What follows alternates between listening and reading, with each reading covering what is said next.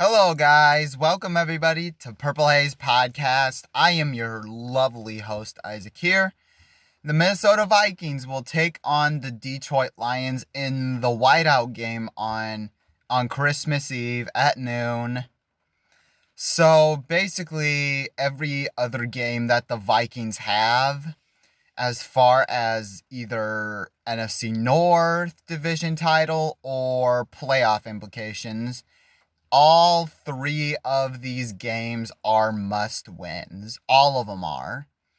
So that means if you win all three of them, then you're 10-7 and you're going to go into the playoffs regardless of who wins and who loses. So we're going to have to see what happens from here, and for the NFC North, the Lions are going to have to lose out, which helps that the Vikings play them twice for this week and week 18.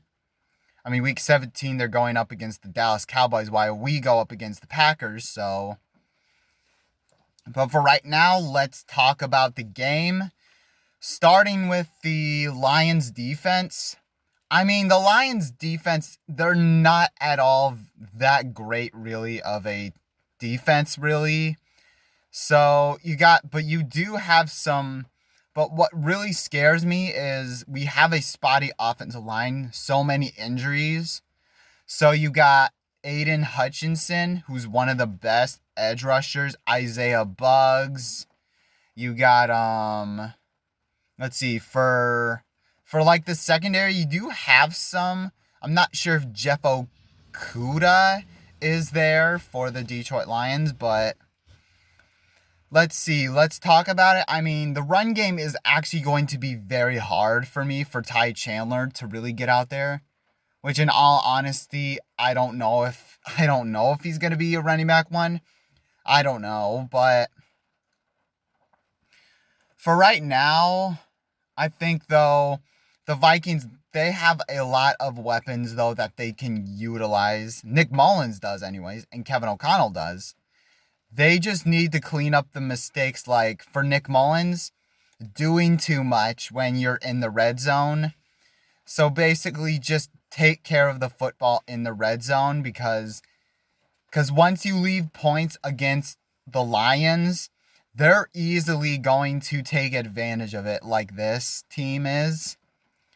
And because they do have a good offense, so you're going to have to try and put up as much points as you can. I know that sounds cliche and all, but it's true, because if the Lions' offense is just very good, you're going to have to do that.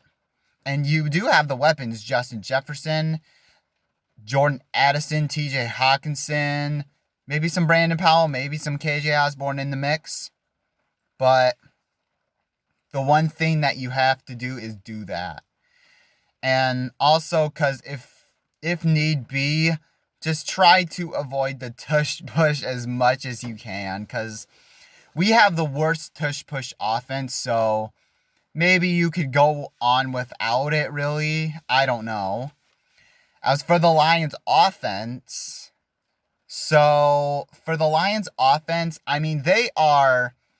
they have some pretty solid playmakers really out there, and they have a solid offense. Jared Goff, he can be eternal. It depends on which Jared Goff is going to show up, because if he turns the ball over, usually it ends up in an L.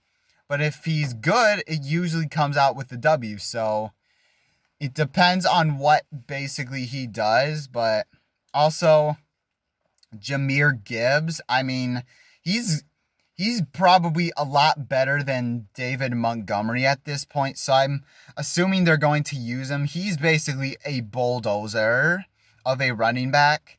You got Jamison Williams, Amon-Ra St. Brown, Sam Laporta, one of their sneaky guys they like to give the ball to during like screen passes or out routes.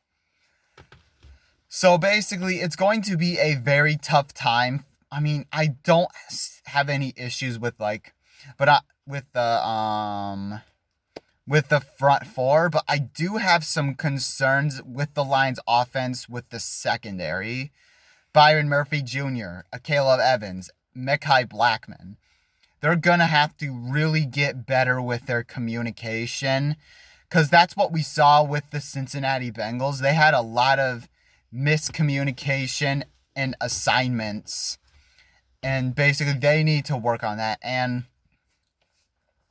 for Brian Flores, you basically cannot have any fourth quarter or any second half collapses if the Vikings are up by multiple scores.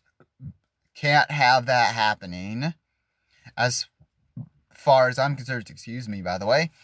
But it's really going to be a tough fight for the defense. This is why I said, basically, even against tough defenses, the Lions can just get open, at least score 20 points a game at least. Maybe except for a few games here and there, but I mean you can get after the Lions, though. I'm not saying that you cannot, but it's just going to be very tough with the weapons they have.